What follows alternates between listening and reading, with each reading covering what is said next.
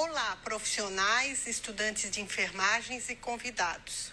Obrigada por participar da Semana de Enfermagem 2020, promovida pelo Corém Santa Catarina. Um jeito diferente de nos encontrarmos, mas precisamos estar unidos e difundindo o papel da enfermagem diante da pandemia. O Conselho Regional de Enfermagem de Santa Catarina atua em várias frentes em defesa da sociedade e agora, mais do que nunca, pela segurança do trabalho dos profissionais de enfermagem. Estamos juntos na linha de frente. Força, enfermagem! Fique com a live agora. Aproveite. Boa noite. Em nome do Corém Santa Catarina, eu quero agradecer a todos que estão presentes nessa live, que estão entrando, que já puderam participar da primeira live que foi feita. Os temas e assim como os convidados foram pensados com muito carinho para a gente fazer e discutir um tema tão importante em decorrência da Semana de Enfermagem 2020. Eu sou Mícia Mesquita Páscoa, eu trabalho no Hospital Regional de São José. Quero dar um oi para o pessoal que trabalha lá comigo, que está entrando e vai assistir. Hoje estará com a gente uma pessoa maravilhosa, o Dr. Gelson Albuquerque, que ele é doutor em Filosofia e Enfermagem, professor titular aposentado do Departamento de Enfermagem da UFSC, ex-conselheiro federal do COFEM e ex-presidente da ABEM Santa Catarina. E antes de passar a palavra para ele, eu queria dizer que ele vai falar de um tema bem importante, que é o protagonismo da enfermagem em tempos da pandemia. E ele vai discutir, vai falar de bastante importância sobre isso com a gente. E as perguntas a gente vai anotar conforme forem chegando. E ao final a gente vai abrir um espaço para que ele possa discorrer sobre os questionamentos da que infelizmente ele não pôde tratar durante a conversa, tá? Então eu vou aguardar um pouquinho e vou chamar o Gelson para conversar com a gente. Bem, eu queria inicialmente, obviamente, agradecer ao Corém Santa Catarina pelo convite, né? E já de pronto dizer parabéns ao Corém por ser protagonista dentre as organizações que defendem a sociedade e a enfermagem brasileira. Eu tenho visto o Corém tem sido muito ativo, o próprio Conselho Federal, diversos sindicatos, e daí é que a gente vê a importância das nossas organizações.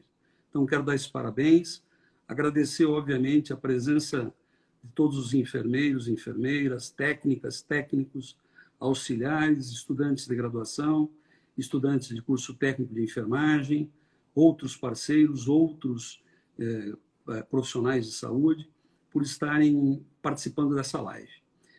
Falar de protagonismo na enfermagem, principalmente em tempos de pandemia, é muito interessante porque ele nos leva primeiro a dizer, mas afinal, o que é protagonismo, né?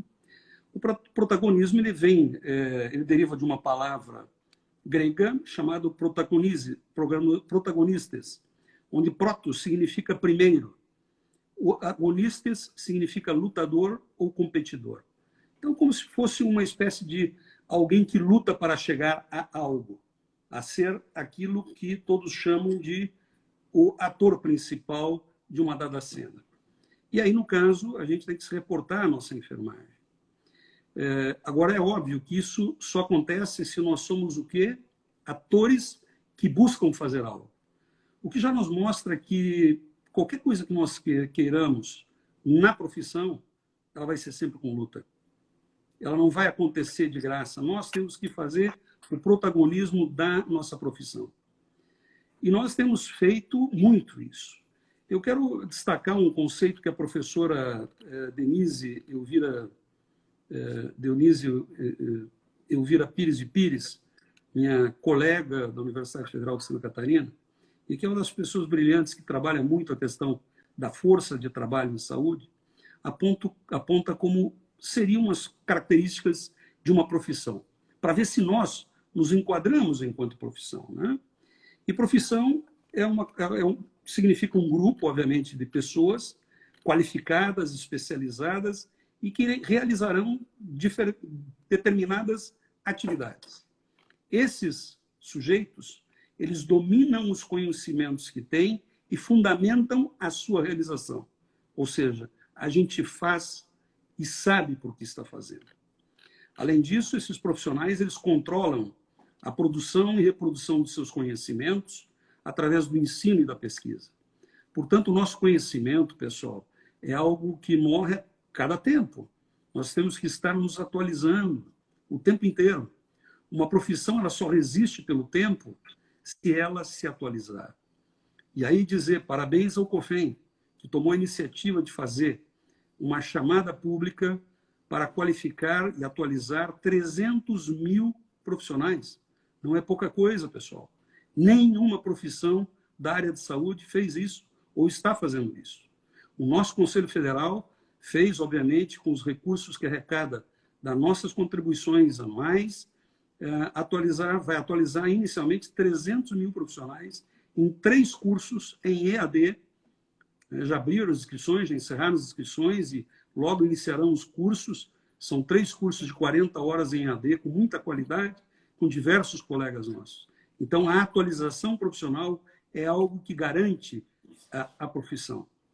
Também é característica de uma profissão estabelecer regras para o exercício profissional do grupo, fixadas em leis, em normativas, em regulamentos. Daí porque a importância da gente operar e trabalhar enquanto profissão junto ao parlamento. Eu me recordo de um momento muito crucial no Brasil em que nós lutamos muito para que as 30 horas fossem de fato aprovadas. Além disso, essa profissão ela se organiza em entidades do tipo associativo, do tipo sindicatos, associações, para fazer valer aquilo que está disposto na estrutura legal. Essas são características imprescindíveis, pessoal, para entendermos o que é um grupamento profissional. E para aí a gente compreender o porquê que a enfermagem passa a ser, então, protagonista de fato. Ou seja, ela passa a ser, pelo cenário que a gente tem visto, o central no segmento da área de saúde. Mas ela só existe como uma ação profissional própria da sua enfermagem se ela for autônoma, responsável, objetiva e que busque a valorização profissional. Nós temos que buscar a nossa valorização profissional. Os demais, as pessoas, a sociedade, elas precisam nos reconhecer. Mas quem busca essa valorização é o profissional. Não adianta a gente ficar sentado apenas dizendo, mas sou mal remunerado, a carga horária é estafante, mas eu não faço nada para mudar essa situação. É preciso atuar. Isso é o que caracteriza uma profissão e profissionais que querem mudar. E a enfermagem, pessoal, quem conhece um pouco da história da enfermagem, sabe que nós, em 100 anos de 100 anos de profissão, aproximadamente, já conquistamos muita coisa. A nossa profissão é uma das poucas que tem vagas públicas, por exemplo, para concurso. Veja outras profissões, você vai ver que tem pouquíssimas vagas de concurso. Por quê? Porque isso foi estabelecido lá pelas pessoas que passaram anteriormente e criaram, através de legislações, junto no Congresso Nacional, a abertura de vagas nas assembleias legislativas, nas câmaras. Portanto, há um trabalho de protagonismo de muitas lideranças ao longo desse praticamente um século da enfermagem brasileira. Então, a profissão, pessoal, é um instrumento de descoberta de valores e um exercício na busca daquilo que nós consideramos certo, belo, justo, virtuoso, transcendente e útil. Agora, é óbvio que isso vem com base no resultado valorativo do que procuramos inserir junto à sociedade.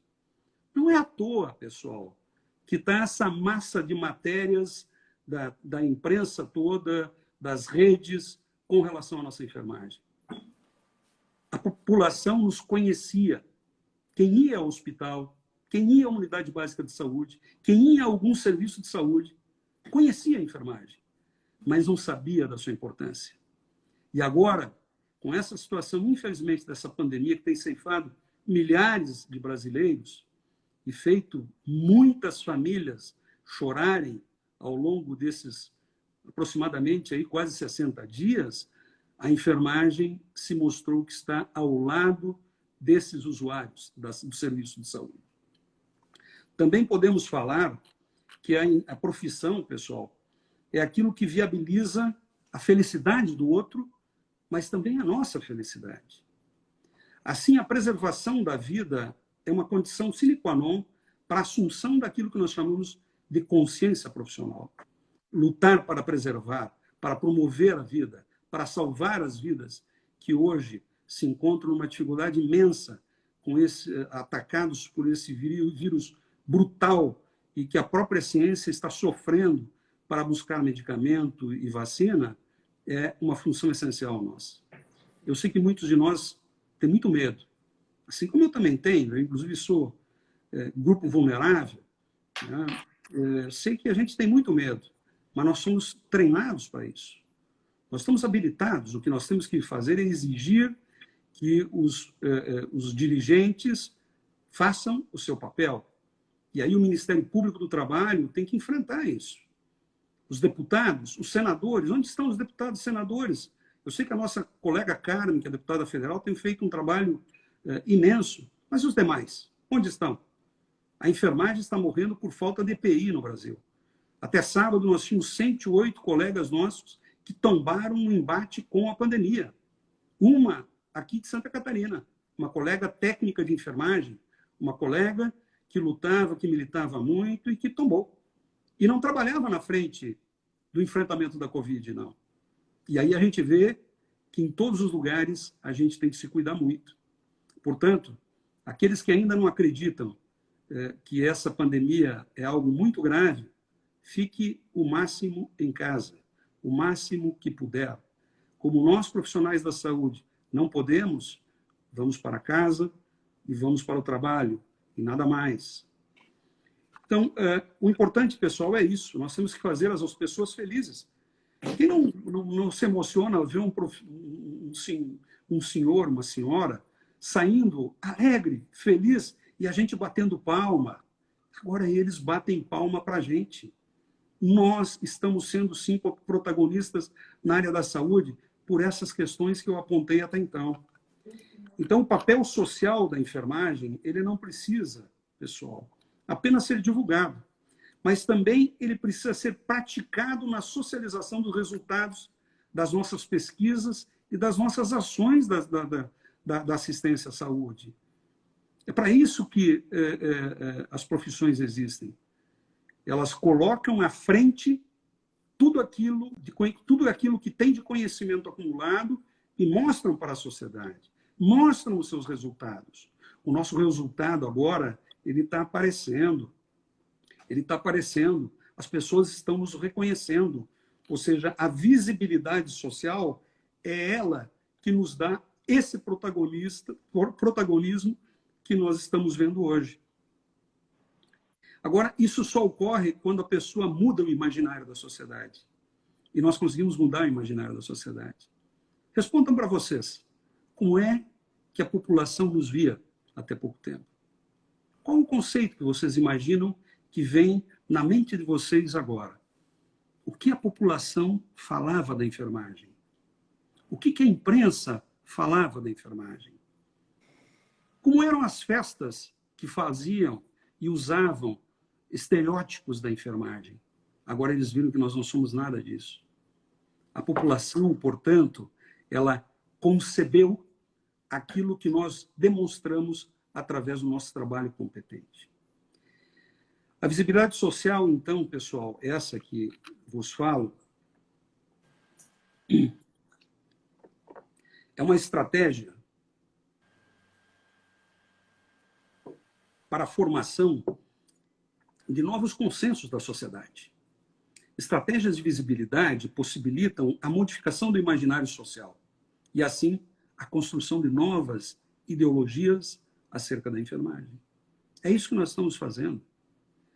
Com a ação profissional que nós estamos fazendo, nós estamos mudando o imaginário da sociedade sobre o que faz a enfermagem e sobre a sua importância. Portanto, é preciso manter essa visibilidade social ao máximo. veiculando o cumprimento de seus valores morais, intelectuais, coerentes com o imaginário social da sociedade. E aí a gente não pode deixar de falar que nós, por incrível que pareça, temos dois grandes marcos na enfermagem brasileira, afora vários, inúmeros, mas de movimento social. Nós tivemos um grande movimento na década de 80, o chamado Movimento Participação, que foi um movimento que começou aqui em Santa Catarina. Nessa live tem muitos colegas nossos que fazem 6 horas já de trabalho, mas não sabem que a negociação das 6 horas começou em Santa Catarina.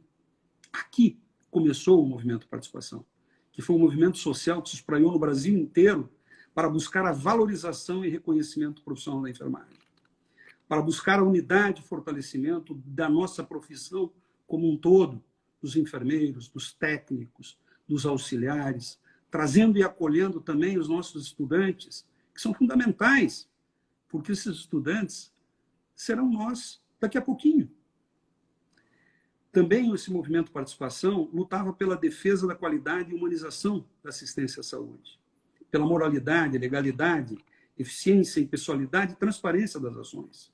Nós não concordamos com a picaretagem que fazem governos afora na compra de equipamentos, na compra de EPIs com péssima qualidade. Nós não topamos isso. Nós não compactuamos com isso. Esse é o nosso imaginário. Esse é o imaginário que nós podemos passar para a sociedade brasileira. Também lutávamos e lutamos por ética profissional, por democratização, por diálogo e cooperação e solidariedade. E por incrível que pareça, depois de aproximadamente 30 anos, nós temos um pico pandêmico que traz à tona tudo isso de volta. É tudo isso que nós precisamos novamente. Nós precisamos manter o que conquistamos e ampliar absolutamente muito mais das conquistas que nós tivemos até então. É claro que compreendemos que o processo de trabalho em saúde, isso é preciso registrar, ele é coletivizado. Se houver um problema numa ação em que o médico faça, a ação em saúde está prejudicada. Se falhar o exame laboratorial, a saúde toda. Mas o maior prejudicado, na realidade, é quem? São os usuários. Então, percebam que, se nós conseguirmos fazer aquilo que fazemos bem feito, nós vamos conquistar muita visibilidade. E por quê? Porque nós fazemos 75% de todas as ações de saúde são feitas pela enfermagem. Pensa no planeta. O planeta todo agora, nessa hora. Quantos milhões de profissionais de enfermagem e quantos bilhões de ações de enfermagem estão sendo feitas exatamente nesse momento. É assim que a gente pensa a nossa enfermagem. Nós temos essa capacidade que nós fazemos absolutamente quase todas as ações de saúde. Estamos 24 horas com os usuários. Todos os sábados, todos os feriados, todos os domingos. Certamente é daí que está surgindo o protagonismo. Talvez só agora, e infelizmente só agora, que descobriram que nós fazemos isso. Mas isso é bom, porque no pós-pandemia, eu acredito que a gente, se continuar mostrando aquilo que a gente faz, sendo leais à sociedade, eu não tenho dúvida que muitas conquistas poderemos ter. Porém, nessa pandemia, nós podemos até aceitar como estratégia de maximização da nossa valorização, sermos tratados como heróis. Mas não somos. Somos profissionais de enfermagem, de carne, osso, de carne e osso. E as coroas do vírus que nos atingem podem nos matar. Diferentemente daqueles heróis exaltados pelas crianças, aqueles que nunca morrem, nós não somos assim. Nós somos tanto humanos quanto aquele sujeito que nós estamos cuidando agora. E como ele, nós também podemos morrer. É preciso, então, ter claro, para não deixarmos, em nenhum momento, de criar os resguardos e precauções universais em quantidade e qualidade definida em diversas normas. Esses heróis da enfermagem precisam disso. porque senão esses heróis de enfermagem não vão conseguir ajudar essa população. Isso é preciso dizer, e preciso dizer sempre. Não somos heróis. Agradecemos as palmas, agradecemos os aplausos, porque é merecido também. É merecido, porque estamos salvando vidas. Mas nós também somos humanos. Nós também não podemos carregar uma carga de trabalho tão alta. As cargas de trabalho nos matam, nos adoecem. Na média, muitos trabalhadores nossos, depois de 10, 20 anos de profissão, têm diversas comorbidades. Fruto de quê? Fruto do trabalho. Fruto desse trabalho que a gente faz muitas vezes sem máscaras adequadas, sem capotes adequados. Nem fala em óculos. Nem fala em óculos. Nem fala em óculos. Ou seja, é hora da gente rever todas as condições de trabalho que a gente teve e que está tendo hoje. Mas esses heróis da enfermagem, pessoal, fazem plantões que nunca terminam no horário, prejudicando seus afazeres. Fazem refeições fora do horário, diferente das pessoas comuns, daqueles não da enfermagem. Ou muitas vezes sem poder fazê-las, por força de atividades urgentes que ocorrem. Tem o repouso de minutos, às vezes, interrompido. E só sabe isso quem ficar 12 horas num plantão em qualquer unidade de saúde desse país. Isso a população parece que descobriu. A população talvez não lembrasse que nós trabalhamos, às vezes, 12, 24 horas em alguns lugares. O norte do país é um caos do ponto de vista de relação de trabalho. Tem diversos esquemas, né, de trabalhos em 24 horas. Não há ser humano que sobreviva carga estressante por mais do que 6 horas de trabalho. E os nossos contratos são muitos, ainda de 40 horas. Mas nós vamos vencer isso. Nós vamos derrubar isso. Nós vamos derrubar isso junto com a população brasileira. Junto com o povo brasileiro, que agora descobre, enfim, que havia um trabalhador invisível no setor saúde. Eles nos viram agora. Esses heróis ou vivem em madrugadas insones com trabalho excessivo frente a um pequeno número de profissionais que lá estão. Quem trabalha à noite sabe disso. Parece muito fácil trabalhar à noite. É muito difícil. Repousam por pequenos períodos em plantões, onde temos que, às vezes, descansar embaixo da mesa de prescrições com um pequeno colchãozinho velho, pois nos é fornecido um local digno. Alguns estados, o nosso tem, mas a maioria não tem. Se o Ministério Público do Trabalho visitasse os nossos hospitais, fizesse o que tem que fazer, eu tenho certeza que essa realidade não seria como é. Esses mesmos heróis trabalham aos sábados e domingos e feriados sem poder gozar do direito de estar com as suas famílias, assim como os demais trabalhadores. Sabem o que significa dizer sempre a seu filho, ano após ano, que não posso passar o Natal com você, pois estarei de plantão. Só nós sabemos. Só quem faz. Só quem toda vez que tem um plantão e que tem algo de celebração na família, de celebração na comunidade, só quem sabe, só quem faz. A sociedade viu que nós trabalhamos nos sábados, que nós trabalhamos nos domingos, que nós estamos morrendo. E essa sociedade vai nos ajudar nessa luta que teremos pela frente, porque essa pandemia ela vai muito longe. Ela ainda terá, no mínimo, mais 3 ciclos. Ela é muito longa. Eu torço imensamente, mas imensamente, que em breve tenhamos uma medicação, porque senão eu não sei o que faremos com uma estrutura de gestão que a gente tem hoje no nosso país também. Esses mesmos heróis trabalham com EPIs. Oi? Doutor Gelson, desculpa. Só para te passar que a gente tem mais 15 minutinhos para que tu aborde todo o tema, para que a gente abra um pouquinho para o pessoal fazer as perguntas. Perfeito. Tá bom? Desculpa. Então, esses mesmos profissionais não são submetidos a testagens sorológicas e exames de rotina, o que pode piorar a condição enquanto pessoa e como trabalhador, oferecendo risco aos usuários e também a gente.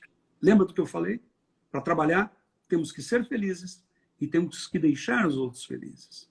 Recebem salários incompatíveis com a grandeza de nossas funções.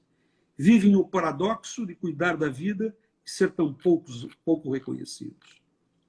Vêm pessoas indo a estádios de futebol ou assistindo a partidas de futebol pela televisão, shows, novelas, jornais, em que os outros heróis, aqueles, recebem milhões, ao contrário de nós, que protegemos e preservamos a vida.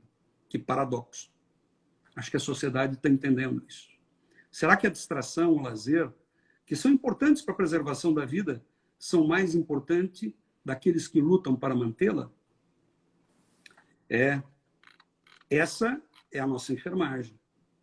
E teria milhões desses exemplos, vocês todos aí que estão nos assistindo sabem disso. Eu não tenho dúvida. Mas, por outro lado, pessoal, mais uma vez nos apresenta um outro paradoxo. E falando sério, ninguém tem tanta satisfação como temos quando ministramos uma vacina, sabendo que esta assegurará àquela criança, aquele adulto, aquele adolescente, uma imunidade ampliada e possibilitando mantê-la sadia. Quando somos recebidos com aquele sorriso lindo de um usuário quando fazemos uma visita domiciliar, as milhares que fazemos. Naquele dado processo educativo, formativo com estudantes, percebemos que ele fica deslumbrado quando discutido um novo mundo.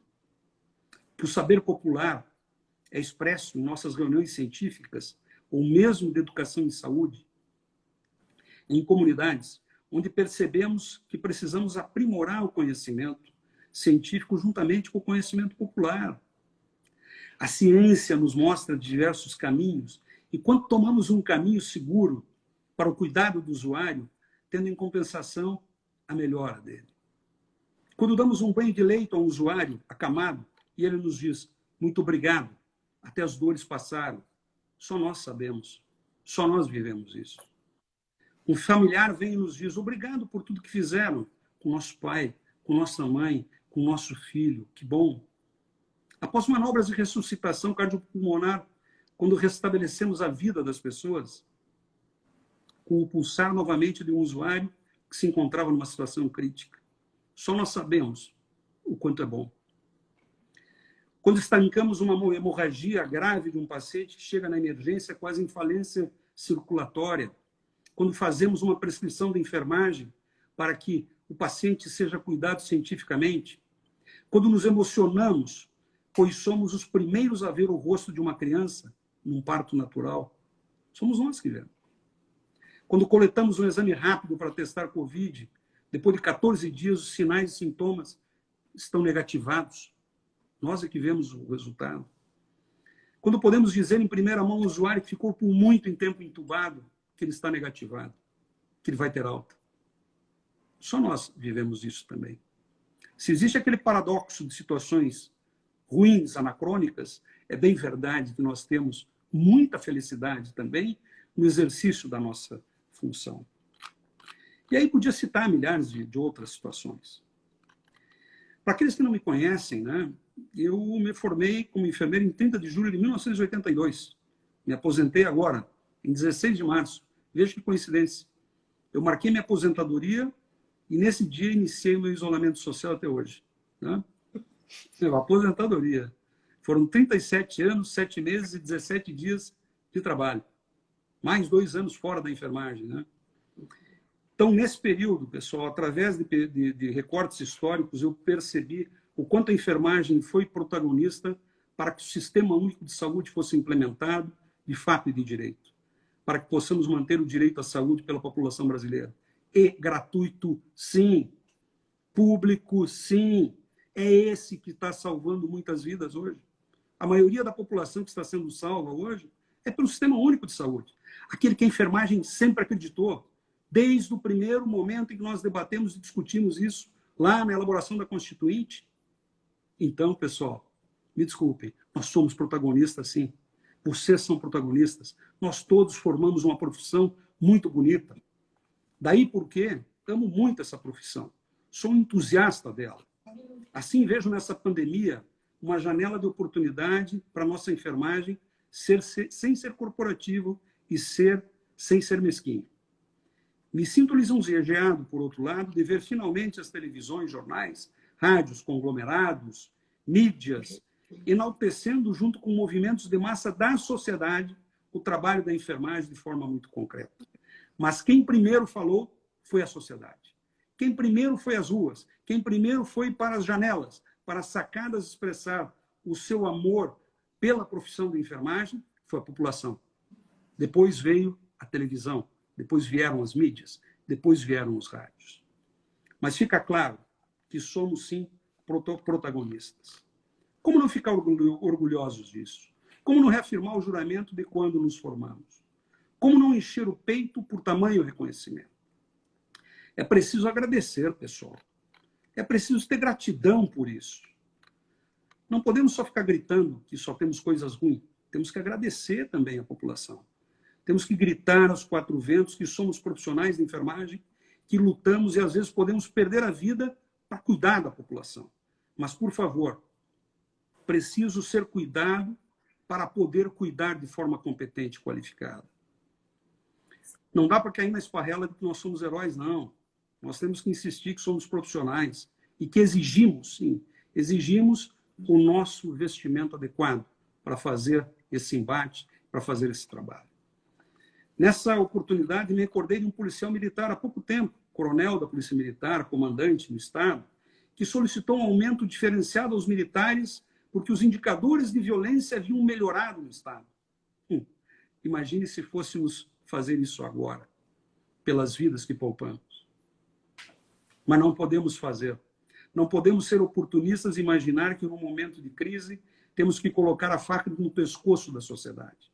Ao contrário, temos que protegê-la e cuidá-la, pois somos e estamos preparados para esse tipo de situação adversa. Ter medo faz parte daqueles que estão vivos. Temos que nos proteger, fomos formados para isso. Claro que, contemporaneamente, nunca tínhamos vivenciado tamanho drama, tamanho desafio.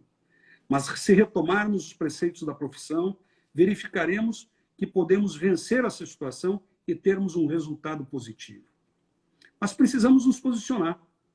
Já é muito mais depois da pandemia, e muito mais depois da pandemia. Os enfermeiros, técnicos e auxiliares, assim como os demais profissionais de saúde, deveriam ser considerados carreiras típicas de Estado. Assim como são juízes, Ministério Público, técnicos do Ministério da Fazenda, auditores fiscais. Ou será que a vida só vale quando ela é posta em risco? Será que somente seremos vistos em processos pandêmicos ou epidêmicos? Está na hora de acabar com isso. Nós somos essenciais sempre. Sempre fizemos isso que hoje estão mostrando. Sempre fizemos isso nestas mesmas condições. Se nosso trabalho muitas vezes foi invisibilizado por outros valores acostados à formação média da população brasileira, está na hora de se mudar. Essa pandemia será devastadora para o serviço de saúde, pois se os profissionais não forem valorizados e reconhecidos, provavelmente buscarão outros nichos de trabalho que não os coloquem em risco. Hoje, nós estamos com a população, mas eu não sei até quando. Em alguns locais, nesse processo pandêmico, estamos percebendo uma certa retração do mercado de trabalho, pois existem vagas e não existem candidatos, apesar de saber que uma boa parcela de nossos profissionais também estão desempregados, ou a grande maioria subempregados. Por quê? Talvez muitos estejam nesse momento querendo se manter longe dessa situação, pois existe, de fato, o risco de vida. Creio que outra coisa que nos é apontado é incluir a cultura do cuidado e do cuidar e da necessidade de valorizar os profissionais de saúde no processo formativo do brasileiro. As nossas crianças, no ensino fundamental, no ensino médio, nas diversas universidades, na televisão, não é só agora que a gente tem que criar essa cultura. Nós temos que manter essa cultura. A enfermagem precisa absorver isso e fazer valer isso em todos os seus espaços. Nós temos que mostrar. Para muitos, somos heróis, como disse. Para muitos, somos essenciais, mas talvez por apenas uma necessidade de sobrevivência temporal. É preciso que a importância dos trabalhadores da enfermagem fique na memória, na consciência de todos os brasileiros, conformando aquilo que eu chamo de uma nova cultura. Talvez possamos ter, no Brasil, o mesmo respeito que a enfermagem tem na Inglaterra, por exemplo, onde até hoje os ingleses cultuam os preceitos apontados por Florence Nightingale, a nossa precursora mundial da enfermagem moderna, que agora, no último 12 de maio, comemorou o 200º aniversário dessa que, sem sombra de dúvidas, é a enfermeira de maior destaque no mundo, razão pela qual a Organização Mundial de Saúde apontou que esse é o Ano Internacional da Enfermagem. Que situação intrigante. No Ano Internacional da Enfermagem, o planeta foi virado ao avesso por um vírus que desconhecido e que gerou uma pandemia das mais perigosas, colocando em risco a vida e a saúde de bilhões de habitantes. E que esses necessitam hoje que a enfermagem lhe preste cuidados que representam 75% de tudo aquilo que for feito saúde mundo afora. Realmente, talvez tenhamos um outro mundo após essa pandemia. E talvez, junto com ele, a enfermagem brasileira receba o reconhecimento que lhe é devido nesses quase 100 anos de história de sua existência no país, pois não é pouco o que fizemos e o que estamos fazendo. Sem o cuidado diligente da enfermagem brasileira, quantos seriam mortos? Quantos seriam os contaminados assintomáticos ou não? Pois então, esses questionamentos podem nos ajudar a indagar sobre a nossa importância. Mas isso ainda não está mensurado. Ainda é um dado empírico, um dado que não é empírico. Razão pela qual nossos pesquisadores deverão se debruçar sobre essas e outras questões para reformatarem nossos instrumentais formativos. Lembra do que eu falei lá no início sobre o que é uma profissão? Ela se alimenta e se retroalimenta com conhecimentos novos. Certamente, eu sei que eu já estou passando uns minutinhos, mas eu estou encerrando, tá? Certamente, no pós-pandemia, viveremos, abre aspas, um novo normal, abre aspas, um novo normal, como apontou o brilhante professor Oscar Bruna Romero, do Departamento de Microbiologia da UFSC. É desse novo normal que também devemos nos ocupar doravante, pois nada será como antes. Ou será que aceitaremos passivamente sermos transportados em coletivos urbanos imundos e lotados daqui por diante com uma tarifa de transporte caríssima? Utilizaremos máscara cirúrgica em ambientes de cuidado o tempo todo ou voltaremos ao normal anterior? Relembre, quantas vezes você utilizou uma máscara N95 em sua trajetória profissional? E no futuro, vai brigar por ela? As luvas vão ser utilizadas a cada paciente de forma efetiva? Não serão fornecidas? Os equipamentos de verificação de pressão arterial e temperatura ficarão vinculados aos leitos ou continuaremos como no velho normal? Utilizaremos mais álcool gel? Lavaremos mais as mãos? Ou continuaremos a negligenciar essa situação como culturalmente o brasileiro fazia até bem pouco? Numa gripezinha, entre aspas, seremos afastados do trabalho, como na maioria dos países, ou continuaremos trabalhando e contaminando os usuários, por vezes depletados? Nós vamos ter que discutir esse novo normal. Como vai ser a vida dos profissionais da saúde, da enfermagem? Percebam, então, que nós temos muitas questões, para além do nosso reconhecimento e valorização, que, óbvio, precisam ser discutidos, pois são partes do cuidado e da segurança do usuário. Esse dito novo normal, em minha avaliação, poderá também nos distinguir, nos manter protagonistas no campo da saúde, trazendo mais ainda a visibilidade da profissão.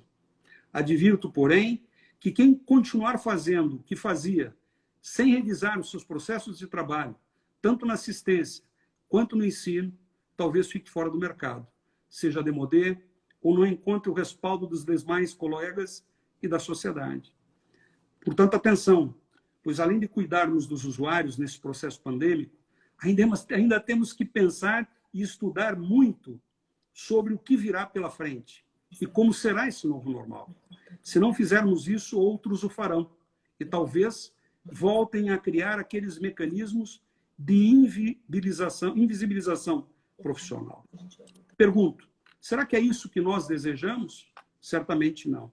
Então participe das organizações, das entidades, se mobilize, pois as conquistas só existem para aqueles que se movem a eles. Lembra do que eu falei lá no começo? Tem que ser ativo, proativo, tem que buscar. Então, eu queria dizer para vocês, para finalizar, e finalizando mesmo, que talvez tudo que tenha falado até aqui esteja distorcido, mas essa é a visão que eu conformei nesse tempo enquanto enfermeiro, que são 37 anos como profissional, mas eu tenho também o meu tempo enquanto estudante, portanto, são 41 anos nessa profissão. Esse é o meu óculos que, claro, pode ser compartilhado com outras visões de mundo e da profissão, pois ela não é única, não é exclusivista, ela não é a única verdade. Assim, fiquem à vontade, fiquem muito à vontade para contestar, debater, criticar, pois esse é apenas um ensaio, onde retrata um pequeno recorte da histórica temporal, analisada apenas por um enfermeiro, em meio a um mundão de 2.305.946 profissionais de enfermagem no Brasil. Ou 62 mil profissionais de enfermagem em Santa Catarina. E talvez mais de, aproximadamente, uns 900 mil estudantes de enfermagem de graduação e técnica de enfermagem. Assim, fiquem à vontade. Viva Florence Nightingale! Viva a enfermagem brasileira! Muito bem, muito bem. Não posso deixar de agradecer as conselheiras que entraram, que estão contribuindo aí com o pessoal, já estão respondendo algumas perguntas. E a professora doutora Filipa, né? Por favor, né, Gelson? Não posso deixar de dizer que ela está aí Isso presente. é verdade. Por favor. Então, deixa eu colocar aqui. A gente teve alguns comentários primeiro, tá? Um que eu achei bem assim, pertinente, que a Lenara Cristine colocou, que essa palestra fez ela ter mais força para continuar.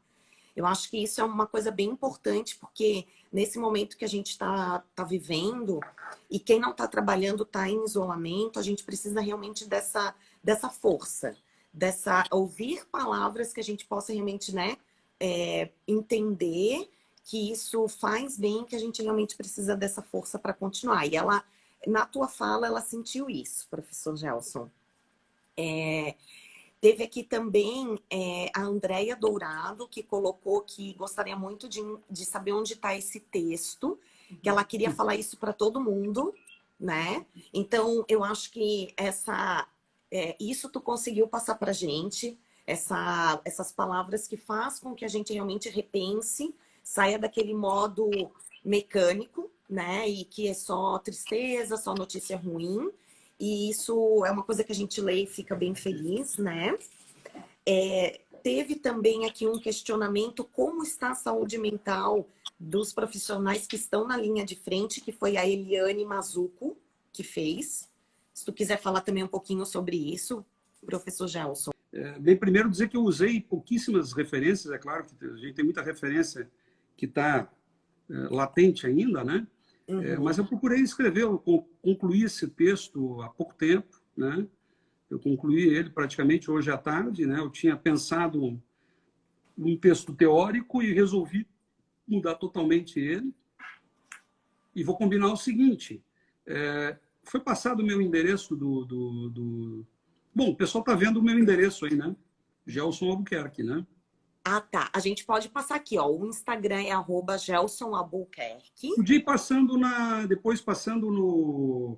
O Corém mesmo vai colocando aí o endereço.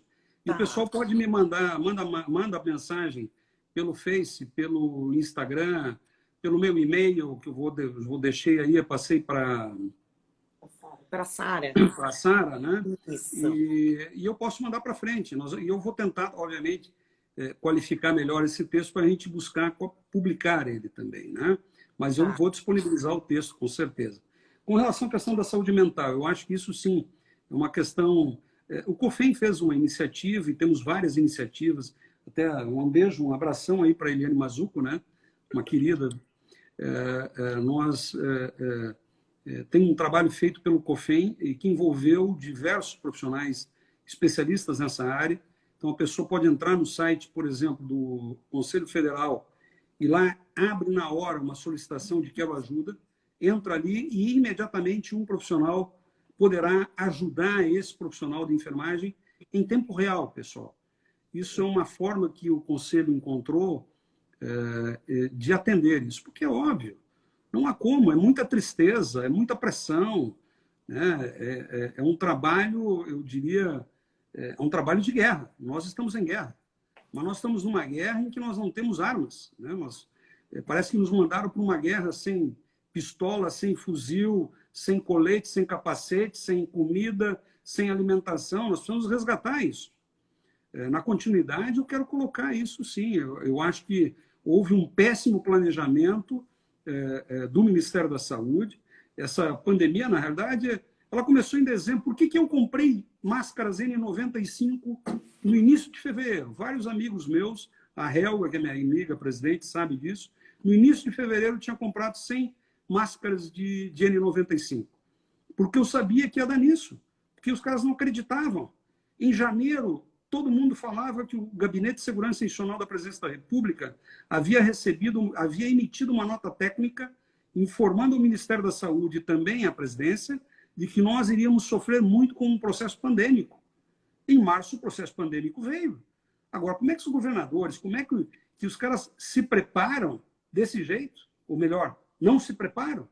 E depois vai na televisão e diz assim, precisa planejamento, precisa... Não precisamos de planejamento, nós precisamos de equipamento de proteção individual. O planejamento devia ter sido feito anteriormente. Não acreditaram que isso iria acontecer, como ainda tem gente que não acredita. Felizmente, nós estamos ainda com alguns locais com poucos pacientes com Covid, que ótimo. Estamos protegendo vidas. Os trabalhos que a gente tem visto de expansão é imenso. Agora, como é que um profissional de enfermagem poderá atender se a questão da saúde mental não é uma questão que vai se colocar de frente para ele? Ele tem que ter, né, ele tem que ter esse apoio psicológico imediatamente por todas as organizações, pela prefeitura, pelo hospital, tem que ter suporte. Como é que ficam as famílias, eu pergunto? Para além, viu, Eliane, da questão do profissional e a família. As crianças que estão afastadas das suas mães, dos seus pais nesse processo, que são profissionais, que estão tentando se cuidar. Eu descobri agora que em São Paulo tem hotéis à disposição para os profissionais de saúde, mas eles têm que pagar. Então, eles têm as despesas da casa e ainda a despesa do lugar para se proteger. Mas que vergonha é essa? Que país é esse? Não é esse país que a gente quer, que a enfermagem quer. Né? Acho que está na hora da gente realmente mudar. Eu estou preocupado com o horário, 20h30, vai cortar daqui um pouquinho. Né? Enfim, então, assim, gostei, disseram assim, ó, vocês estão de laranja, eu vi aqui, a cor laranja do pessoal que trabalha com atenção domiciliar, é isso aí mesmo, cara, esse é o objetivo, não foi combinado, mas está aí, ó. Não foi mesmo, né, professor? Eu tava fazendo aquela pergunta, doutor Gelson. Da Denise Krieger. Isso. Da nossa amiga Denise. A respeito das práticas de biossegurança. Se essa pandemia vai ajudar a ressignificar isso para os profissionais de enfermagem. Denise, minha querida Denise, eu não tenho dúvidas que sim.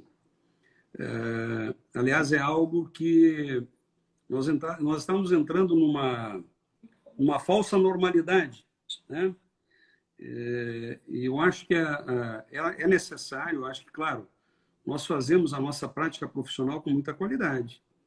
Mas é bem verdade que essa situação, essa situação é uma situação que muda conceito. É aquilo que eu falei sobre a questão de novo normal. Vai ter que ser um novo normal. Como é que as pessoas se sujeitavam a fazer determinados procedimentos com volume de aerosolização imensa sem N95? Eu não consigo entender, porque não é só contaminação por Covid-19. Não é só por isso. E o restante das estruturas patológicas que lá estão, né? Eu acho que isso que a Denise coloca é verdadeiro. Há uma negligência, sim, dos profissionais de saúde. E vou mais longe, vamos olhar para todas as profissões. Eu fico arrepiado com algumas situações. Eu fui paciente o ano passado, né? E vi algumas situações, claro, que não foram adequadas, né? Mas também me manifestei enquanto usuário de serviço, né? Então, é importante isso. Quer dizer, há uma negligência, sim, e até hoje há. Quer dizer, nós reforçamos muito essa questão de que há uma falta de equipamentos, e isso é verdade. E não é só falta de equipamento. Existem equipamento e EPIs com uma qualidade péssima. Né? Eu tive uma conversa com a colega Helga, nossa presidente, e fiquei estarrecido com o relato das visitas que a diretoria, que o Corém fez em algumas instituições nesse momento de pandemia. Porém, em outros lugares, é claro, em outros lugares até está ocorrendo o contrário, as pessoas estão exagerando na estrutura de sua segurança, que também é bom. Né? O que redunda não abunda, entretanto tem um problema, vai faltar para o outro. Ou seja, nós temos que usar o equipamento. A Anvisa, pessoal, ela tem emitido notas técnicas quase todos os dias. Todos os dias não, perdão. Todos os dias emite nota técnica, mas com relação à pandemia, quase toda semana eles estão fazendo uma atualização. A gente recebe por todas as redes sociais. O COFEM tem uma comissão que tem atualizado também a cada momento, está fazendo essa atualização.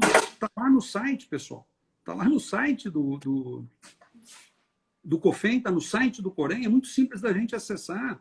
Vamos acessar. Acessamos, vamos ler esse material. Né? A discussão que está posta agora, afinal de contas, a máscara de tecido pode ser usada no ambiente hospitalar ou não pode? Tá? Olha, deixa eu fazer uma coisa aqui para vocês. Essa aqui é uma máscara com algodão 90, ela é dupla, e no meio dela, exatamente no meio dela, a gente coloca um papel filtrante específico para isso.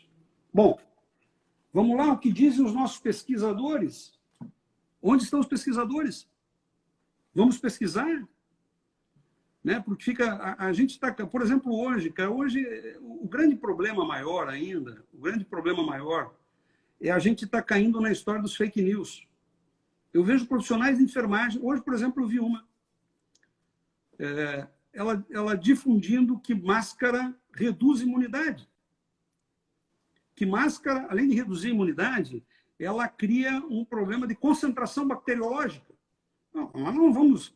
Ninguém está falando para você colocar a máscara, filha, e dormir com ela. E pegar isso e ficar sem tomar banho. E ficar sem lavar ela. Né? Ficar sem colocar em solução de hipoclorito, sem passá-la. Enfim, quer dizer, não podemos cair nisso. E a enfermagem, quando assume uma posição ideológica, ela vai lá e vende isso também como verdade. Vão brincar? Não dá para a gente seguir nisso. Não podemos seguir mais nisso. Né? Então, além da gente ter que defender a ciência, a gente tem que combater a não ciência. Né? Então, assim, é óbvio, nós vamos ter sim um novo marco, né? E acho que para a enfermagem é muito bom. A enfermagem não pode abrir mão das questões de biossegurança. A minha colega Denise Krieger está corretíssima com relação a isso. Até, professor Gelson, eu acho que tu já conseguiu contemplar os comentários do Cláudio e da Rita Veiga, que eles falam um pouco dessa questão dos EPIs inadequados, sim, da falta deles. Então, acho que tu já conseguiu também sanar um pouquinho isso.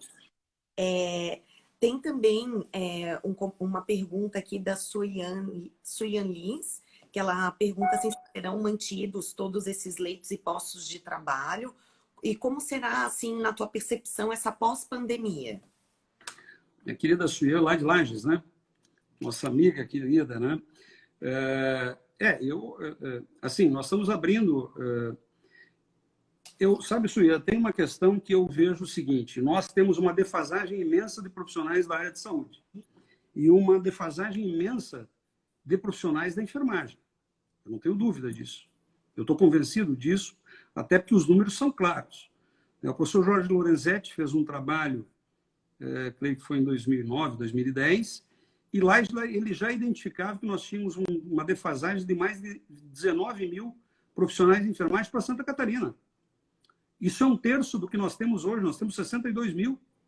Nós precisaríamos de 21 mil fazendo uma atualização, digamos, hoje. Então, talvez, o que eu imagino nesse pós-pandemia para aqueles sujeitos, para aqueles trabalhadores nossos que foram empregados agora em função da pandemia, talvez eles consigam se manter na atividade se a gente conseguir mostrar para a sociedade que realmente faltava profissional. Né? Vai depender muito da gente isso. Porque senão é um processo ciclo. O pós-pandêmico demite todo mundo que está sendo contratado agora. Né? Quando, na realidade, nós já temos uma deficiência imensa com relação a isso. Né? O pós-pandemia é aquilo que eu chamei de novo normal. Né? Nós vamos ter que discutir esse pós-pandemia. Eu realmente não sei. Eu acho que, por exemplo, a Denise apontou isso com clareza. A questão de biossegurança vai ser central na nossa atuação daqui para frente. E aí não adianta o gestor de saúde dizer que não tem dinheiro. Não adianta o gestor de saúde dizer que não tem como gastar. Porque a gente vai mandar ele para frente. É esse o negócio. Né? Nós temos que começar a fazer esses caras. Você não acredita, vem aqui, não usa máscara. Eu vi relatos de profissionais que estavam sem nada de equipamento, de EPI, e levaram de casa. Né? Compraram. Não é que levaram, compraram. Chegaram no hospital e foram impedidos de usar porque não é o padrão institucional. Mas vamos lá, né? É padrão não ter equipamento de proteção individual? Onde é que está o Ministério Público do Trabalho, pessoal? Claro, estão tentando destruir isso que foi construído, o Ministério do Trabalho, e, aliás, o Ministério Público do Trabalho, mas não acabaram com ele. Então, vamos exigir do Ministério Público do Trabalho que entre nessas instituições, que vá lá analisar a norma regulamentadora 32, aquela que define tudo que nós temos que ter, e mais todas as atualizações da Anvisa. É isso que nós precisamos fazer, pessoal. Não há como imaginar que no pós-pandemia tudo vai estar ou resolvido ou destruído. Né? Eu tinha uma parte que até retirei do texto, mas agora vou falar, que é engraçado, né? Se nós falássemos hoje que nós queremos aumento salarial, íamos chamar de corporativo, a imprensa iria bater e tal, viraria o contrário, né? Ou seja, essa visibilidade social que estamos tendo, perderíamos. E eu acho que com razão, inclusive. Né? Não é o momento disso. Esse não é o momento. Mas semana passada, o Distrito Federal deu aumento para todos os policiais militares e bombeiros. E eu não vou dizer que eles não mereçam. Mas por que não deram para os profissionais da saúde? Por quê? Né? Qual é a motivação que faz com que recursos públicos federais sejam usados no Distrito Federal, que é, em tese, um Estado, né, para pagar a sua força policial? 500 milhões a mais. Será que para a saúde fariam isso? Então, acho que esse enfrentamento do ponto de vista organizativo é que vai fazer com que o nosso Corém, que o nosso Conselho Federal de Enfermagem, que os nossos sindicatos, que as federações de trabalhadores, que a nossa querida Associação Brasileira de Enfermagem de Santa Catarina, que a nossa querida BEM Nacional, possa, juntos, todos fazerem uma grande frente, buscando criar uma nova vertente de um protagonismo diferente, em busca daquilo que nos é de direito. Então, professor Gelson, até teve também uma pergunta aqui do Marcial Santos, que ele até coloca assim, que será que esse não seria o momento para reivindicar uma carga horária, piso salarial, que tu tocou nisso agora, né? E também ele pergunta se todo esse cenário que a gente está vivendo agora talvez seja também vai ajudar a formar uma enfermagem mais unida. Eu acho que sim, vai tornar a enfermagem, mas se ela quiser, né? Veja, como é que é o nome dele? Desculpa, eu não anotei. Marcial Santos. Oi? Marcial Santos. Marcial Santos. Então, veja assim, Marcial. Deixa eu te fazer uma contra-pergunta. Você viu algum movimento nosso de massa de enfermagem ano passado, em 2019? Ou mesmo agora, em 2020, no início, reivindicando 30 horas, reivindicando mudança, aprovação do piso salarial? Eu não vi. Não dá para a gente ficar, pessoal, é isso que eu vejo assim, o conceito de profissão que foi apontado pela professora Denise Pires, que, aliás, eu vi que ela estava assistindo, não sei se ela está agora, mas na primeira passou rapidinho aqui, Denise, a querida Denise, né? Nossa professora. Diz com clareza isso, quer dizer, o conceito de profissão ele amarra a organização profissional. Nós temos que buscar isso, né? Então, não vai, eu não sei, eu tenho certeza uma coisa, Marcel, agora não é a hora. Eu acho que nós podemos destruir com toda essa construção imaginária que a sociedade está tendo da enfermagem. Nós, talvez, ao invés de fazermos isso agora, nós temos que reivindicar que as pessoas fiquem mais em casa, mais tempo em casa. Para além do trabalho, fique em casa.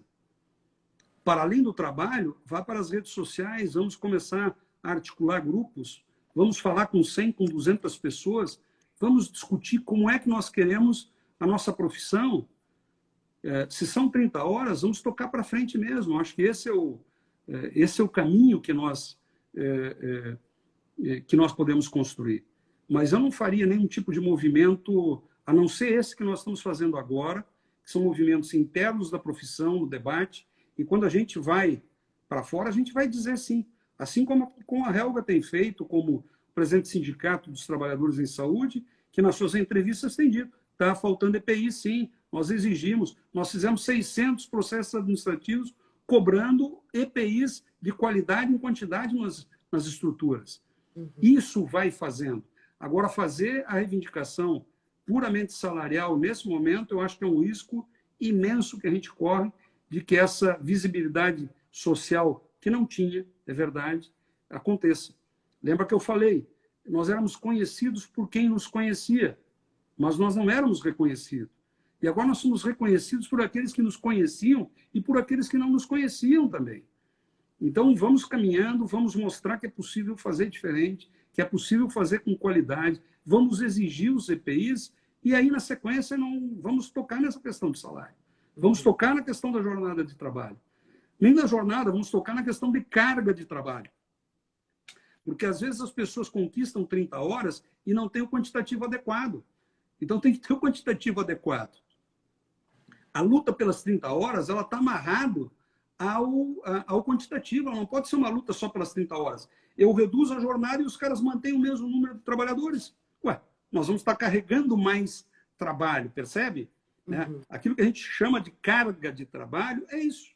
Se eu tenho 10 pessoas para carregar essa carga de trabalho, de 30 pacientes internados, desses 30, 15 são acamados, mas 10 desses acamados exigem a presença da gente por mais de 8 horas, por exemplo, diária, eu não tenho dúvida que se de 10 eu passar para 8, eu não vou dar conta.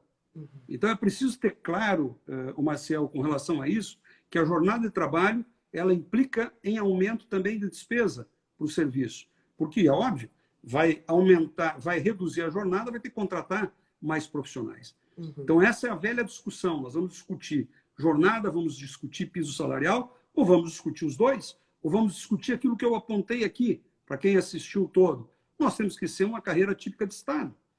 E aí a gente entra num outro patamar de discussão, né? Ou seja, o esquema de remuneração é diferente.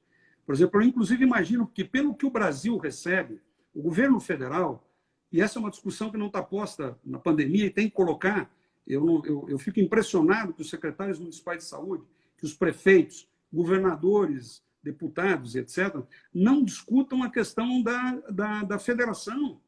Isso aqui é uma federação em que a União fica com 70% de todos os impostos federais arrecadados. E só 30% chega nos municípios e nos estados. Meu Deus, é onde acontece o problema de saúde. É lá que está acontecendo o problema de saúde. Então, tem que ter essa inflexão do ponto de vista de ação também, para a gente não imaginar que as condições nossas de trabalho elas também não estão ligadas a essa distribuição de recursos federativos. É óbvio, o município seu aí, que é um município pequeno, ele provavelmente não tem recursos adequados para comprar os EPIs. Mas é por quê? Porque o dinheiro está concentrado lá em Brasília, continua lá em Brasília. Eu brigo há muito tempo por um negócio chamado reforma federativa. Nós temos falado isso muitas vezes. Agora, com a questão econômica, eu aproveitar e engatar isso, que é importante que a enfermagem se dê conta de algumas mentiras. Ah, não tem dinheiro, vamos quebrar, etc. e tal. Pô, eles deram uma miséria agora para os trabalhadores e 1,3 trilhões para os bancos emprestarem. É verdade que é para emprestar para as empresas tentar manter o emprego. Ora, mas então era mais fácil pagar os salários das pessoas. Ou então fazer uma transferência de recurso direto de uma forma diferente. Não pode ser desse jeito. E vamos lá. Quanto é que nós pagamos de juros, de taxa de serviço da dívida pública brasileira? Algo em torno como 110 a 120 bilhões, pessoal. 110 a 120 bilhões de reais por mês. Por mês. É metade de tudo que nós produzimos da estrutura tributária. É metade. Vai para pagamento das taxas de juros e da manutenção. Pois vamos parar de pagar esse negócio até que acabe a pandemia. E nós temos 109 bilhões para botar na economia. Eu sei que a matemática não é só essa, que tem coisas que são obrigadas a pagar e tal, mas por que só esses caras ganham dinheiro agora? Né? Veja assim, ó, nem tributo dá para criar, porque cria tributo, metade vai para pagar a dívida. Né? Então, eu acho que é necessário que a gente faça isso, viu? Acho que é necessário que a gente comece a discutir outras coisas para o entorno daquilo que nós temos enquanto profissão. E isso eu não abordei nesse texto, né? Mas a questão federativa é algo que impacta isso, né? Porque, óbvio, se os municípios nós recebessem mais recursos em função do tributo federal que é arrecadado, inclusive, no próprio município, ele poderia remunerar melhor os profissionais de enfermagem. Ele poderia negociar jornada de trabalho com ampliação de profissionais. Então, pessoal, muito cuidado, que a luta é muito grande, né? Ela é muito grande, mas nós temos que começar a fazê-la, né? Sim. A gente tem também um comentário aqui do De Pauli, que fala um pouco desse como lidar com os setores que têm poucos profissionais de enfermagem, né? Profissionais insuficientes. E a Lígia Modeste também, ela comentou que a enfermagem ela realmente só será reconhecida quando tiver essa liberdade de empreender, que foi um pouco da tua fala também, né, professor Gelson? E a Cibele, ela fez uma pergunta, qual suporte que o Corém está dando aos profissionais que estão sofrendo essa pressão política no momento do diagnóstico do Covid? Não sei se tu podes falar um pouquinho sobre isso para ela, é a Cibele. Cibele, eu queria entender um pouquinho, né? O sujeito, o profissional, ele refaz essa pergunta porque eu não compreendi. Ele está diagnosticado Covid positivo e não consegue parar de trabalhar ou ele não consegue fazer o exame? Ela diz que daí no momento do diagnóstico do Covid, o profissional ele sofre uma pressão política. O que a gente entendeu aqui é que justamente para não se afastar. Eu acho que assim, ó, já tem casos no Brasil em que, e aí o Corém, obviamente, junto com o sindicato, o nosso conselho tem feito denúncias ao Ministério Público do Trabalho e vai continuar fazendo, né? A Helga está aí ou está nos assistindo só? Ela está aqui. Ou ela está aí. Então, a Helga poderia, de repente, falar sobre isso, né? Sobre as ações que estão sendo feitas pelo Conselho, que são muitas elas. Né? Quer dizer, nós temos, por exemplo, os profissionais que têm comorbidades e que estão sendo obrigados a ficar no trabalho. Essas pessoas têm que fazer a denúncia ao Conselho, ao sindicato, ao Ministério Público do Trabalho, enfim, e essas organizações têm que dar a resposta, sim. Ela pode demorar um pouco? Pode, é claro, porque nós estamos vivendo um processo pandêmico e muitas dessas organizações, inclusive, sequer estão fazendo o seu trabalho como deveriam. Mas o Ministério Público do Trabalho é obrigado a ir e investigar isso. Uhum. E, se for o caso, entrar com liminares judiciais. Aí entraria a Defensoria Pública, inclusive, que poderia ajudar. Eu vi o caso, por exemplo, de uma colega nossa que teve que entrar em Belo Horizonte. Ela entrou com uma ação, com uma liminar, porque ela tinha um problema crônico de saúde e estavam obrigando ela a trabalhar. E ela ganhou ação imediatamente, né? Inclusive numa estrutura pública, não era privada. Então, a questão do assédio moral, ele perpassa para além da questão da ação da pandemia, né? Uma coisa é a gente se proteger e a outra é a gente ser assediada. Ser assediada é crime. Uhum. E crime tem que ser encaminhado a denúncia com formalização, com comprovação, para a gente agir, para o Conselho poder colaborar, para botar o nosso jurídico do Conselho, para os sindicatos e para o Ministério Público. Não há outro caminho, né? A gente não imagina que as coisas elas só acontecem sem a devida pressão, né? Sim. Eu creio que seja isso. Com relação à questão de poucos profissionais, é a mesma situação. O Conselho Regional de Enfermagem, eu estou falando aqui pela Helga, né? Estou falando porque eu tenho lido, mas era bom a nossa presidente falar sobre isso. Tem uma série de ações judiciais cobrando o quantitativo. Primeiro se faz a visita, se faz o levantamento, o Conselho tem os seus fiscais em toda a região, todas as regiões do Estado, são pessoas habilitadas, qualificadas, muito competentes, que estão ao lado também do trabalhador em defesa da sociedade. Porque o Conselho ele age para defender o profissional, mas também para punir o profissional, né? É preciso dizer isso. Porque o eixo central nosso é a defesa da sociedade. Então, quando tem poucos profissionais, se nós não estamos reclamando, não adianta reclamar em casa, não adianta reclamar na live, né? Tem que fazer a formalização dessa reclamação. No site do Corém tem os telefones, acho que tem os telefones celulares de todos os fiscais, tem o e-mail de todos os fiscais, tem o telefone do nosso Corém. Ó, chegou a nossa presidente. Ó. Chegou a nossa presidente, é isso aí. Então, assim, é preciso fazer a denúncia, porque senão nós compactuamos com essa situação. É bem provável que muito colega nosso esteja hoje sendo contaminado com Covid porque está amedrontado com o patrão não deixando ele, fazendo esse assédio moral, inclusive, porque não tem EPI. Faça a denúncia, você não precisa se identificar. Você não precisa se identificar, dê nome, endereço, hora, o que tem, onde está o material, que a nossa equipe, né, professora, colega Helga, perdão, a colega Helga vai determinar imediatamente que se faça uma visita de instrução para verificar o que está ocorrendo, né? Gelson, querido, obrigada, viu, pela sua participação. Não tinha como não responder o teu chamamento. Eu só queria deixar claro para todos as pessoas que estão nos assistindo que o Corém Santa Catarina está recebendo a denúncia, está averiguando, abrindo processos administrativos e, se necessário, nós estamos entrando com a denúncia no Ministério Público e abrindo ações civis. A gente não tem como resolver se as pessoas não denunciam, tá?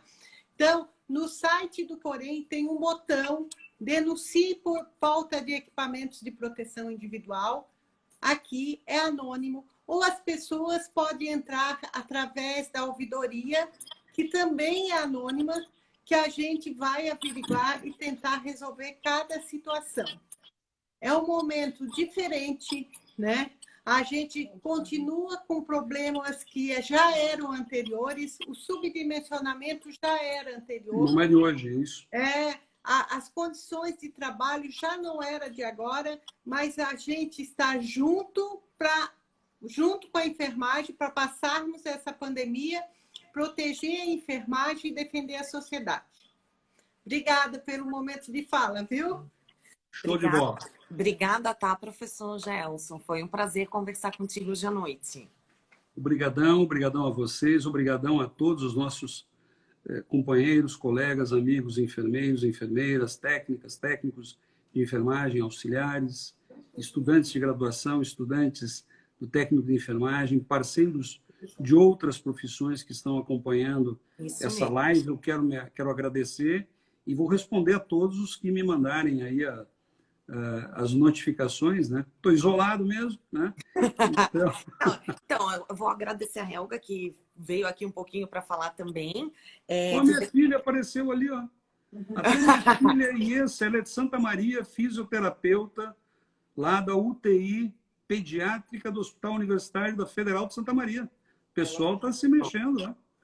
Ô, gente, tem o Cláudio Alex, está dizendo que eu não fiz a pergunta dele, Cláudio. Assim, a gente está tentando aqui nos organizar, porque são muitos comentários, muitas perguntas.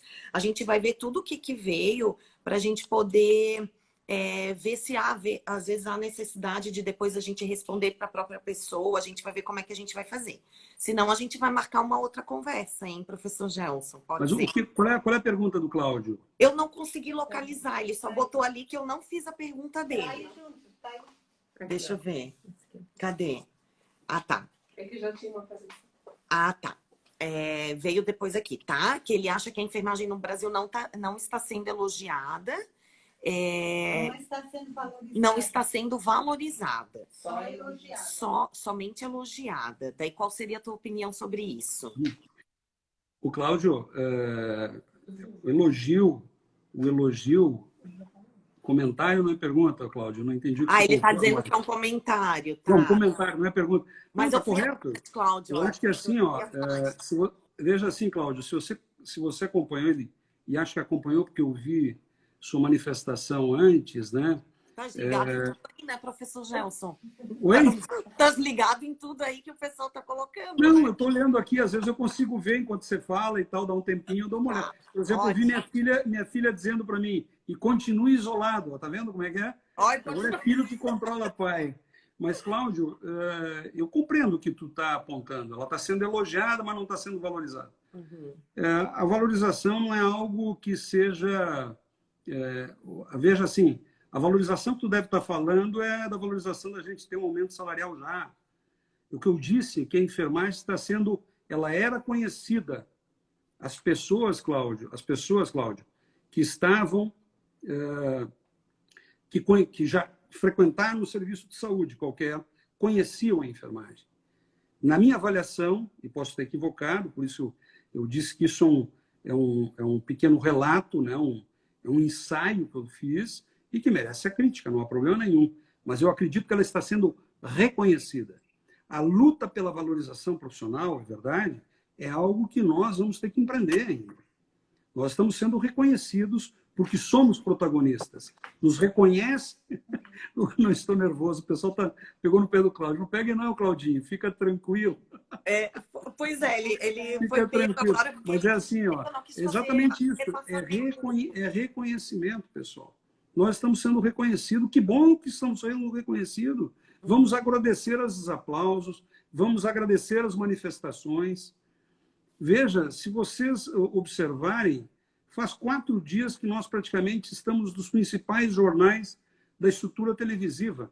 Por mais que as redes sociais sejam grandes e tal, a televisão ainda é o maior canhão que a gente tem de comunicação. E todas as redes fizeram matérias exatamente na mesma linha. Desde o dia 11 vem fazendo isso. Se vocês perceberem, depois do dia 12 de maio, que foi o dia que nós, eu diria assim, que nós demos um massacre do ponto de vista de matérias positivas e favoráveis, porque também nós geramos muitas matérias negativas contra a própria profissão. E essas a gente tem que pesar, às vezes ela acontece por descuido, às vezes acontece por problema de competência, né? Mas esse jogo do que é positivo e negativo, a gente tem que ser...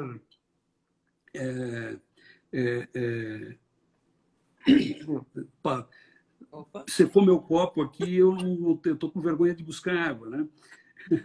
Mas... É que era só uma hora o combinado, né, professor? Não, mas não tem problema. Então, acho que a gente ainda está na fase do reconhecimento, sim, mas foi uma massa de informações positivas no dia 12. O que aconteceu ontem? Ontem apareceu, e quem assistiu um grande jornal na televisão, entrou e disse assim, pessoal, a medicina também está reclamando de falta de EPIs. E é verdade, porque não está faltando só para a enfermagem. Está faltando para fisioterapia, para medicina, para assistência social, para psicologia, para todo mundo. Mas nós fazemos 75% das ações. Então, para nós, isso é muito essencial. Para os outros também é muito essencial e definem a vida deles. Mas aí foram fazendo entrevista com o conselho, aquele que aprovou a medicação, que agora a medicação pode ser dada em entrevista, né? Vocês já perceberam? Nós não podemos fazer prescrições de protocolos já acordados, firmados, mas vem um sujeito do nada, de lugar nenhum, e vai no microfone, dá o nome de uma medicação e diz que isso é a solução. E o Conselho Federal de Medicina vai lá e diz, eu acho que temos que fazer mesmo. Que negócio é esse? Ou é ou não é? Todas as pesquisas dizem que para usar aquela bendita medicação, que eu não vou nem falar o nome, tem que ser feito em ambiente controlado, em ambiente de hospital. É isso que tem que fazer. Ele quer colocar isso na pensão básica. Vocês imaginem. Vai matar muita gente, porque as pesquisas já mostraram isso. Uma amostra inteira do Amazonas, de 18 pacientes, se não me falha a memória, 12 morreram usando aquela bendita medicação, ou seja, não curou. Então, não vamos cair nesse negócio, né, de achar que agora as pessoas podem descobrir o que fazer. Não, a ciência vai dar o caminho para isso. E eu torço muito para que imediatamente a gente tenha o quanto antes uma medicação, porque nós vamos conseguir, não é achatar a curva, nós vamos reduzir a letalidade, nós vamos reduzir a infectividade desse vírus. Mas tem que ter uma medicação, né? Outras medicações acessórias podem ser feitas. Outras medicações acessórias são feitas, são coquetéis imensos que são dados para esses pacientes. Como é que você vai dizer que aquela medicação é que fez a bendita cura? Não pode. Até porque o bichinho, ele é um RNA, ele se modifica, ele se transmuta. Daí que está a dificuldade da ciência mundial. É o mundo inteiro que está trabalhando no medicamento, é o mundo inteiro que está trabalhando na vacina. Então não é qualquer coisa, pessoal. Nós estamos tratando... Veja, se você buscar história, tem doenças que conviveram milênios matando as populações, e só depois foram descobertos. Então, assim, se a gente pegar no período temporal, você vai ver quanto tempo levou para produzir a medicação do H1N1 naquela última estrutura pandêmica que a gente teve. Já estava resolvido, né? Agora, ainda não. Tem vários laboratórios e tal. Então, vamos torcer para que isso ocorra. E vamos acreditar na ciência. E vamos ficar em casa. Aqueles que não precisam, o que não podem sair, não saiam. Fiquem em casa. Verdade. Professor Gelson, muito obrigada mais uma vez. Eu queria aproveitar, agradecer, né, a todos que participaram, contribuíram, mandaram. Claro que a gente não consegue, em tempo real, pegar tudo aqui para que a gente já passe para ti, né, as perguntas, os comentários. Então, a Sara já colocou ali o teu endereço no Instagram, que é o @GelsonAlbuquerque, se o pessoal quiser mandar alguma coisa para ti, né? Tem um e-mail também. Queria aproveitar e dar parabéns para ti, professor Gelson, para todo mundo que está com a gente, por ter escolhido a profissão de enfermagem. A gente está na semana de enfermagem, então eu acho que é sempre bom a gente escutar palavras, né, boas, e a gente conversar e a gente trocar um pouco de experiência, porque isso também, apesar de a gente estar saindo para trabalhar, a gente está convivendo no trabalho, né? Porque depois a gente volta para casa e fica em casa. Uhum. Então, parabenizar todo mundo, agradecer a todo mundo que mandou os comentários, dizer que o @CorimSC também recebe os comentários, então se o pessoal quiser mandar, pode mandar, a gente seleciona, vê o que é denúncia, o que é comentário, né? Então, agradecer toda a participação, eu acho que daí a gente vai encerrar, né? E muito obrigada, tá, professor Gelson? Obrigado. Uma boa Obrigado. noite. E Boa boa noite noite. a todo mundo. Boa noite a todos.